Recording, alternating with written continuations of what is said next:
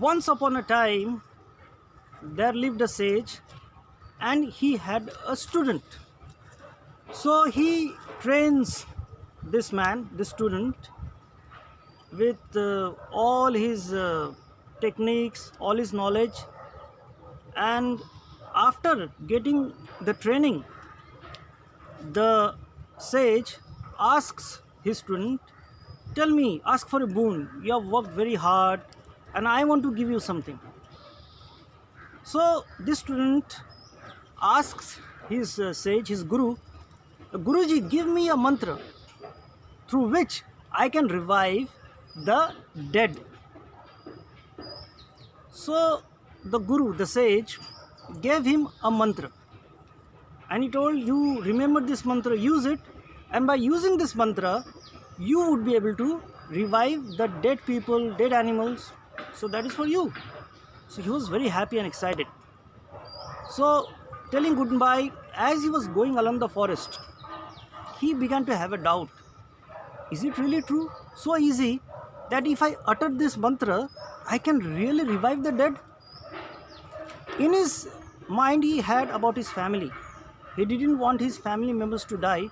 So actually, he wanted to use his mantra to revive his family members if they ever die. But then he had a doubt. What if this is not true? So he wanted to do an experiment. He wanted to experiment this mantra on a dead animal or on a dead human being. So as he was going along, he was searching. Then suddenly he found a dead tiger lying down. And this tiger had died of hunger.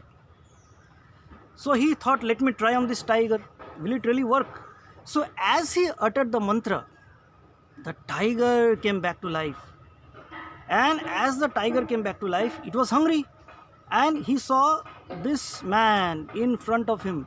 So he pounced upon the man and ate him. This man lost his life. So what lesson do we learn? Here we learn a very vital lesson. And the lesson is, be careful for what you desire.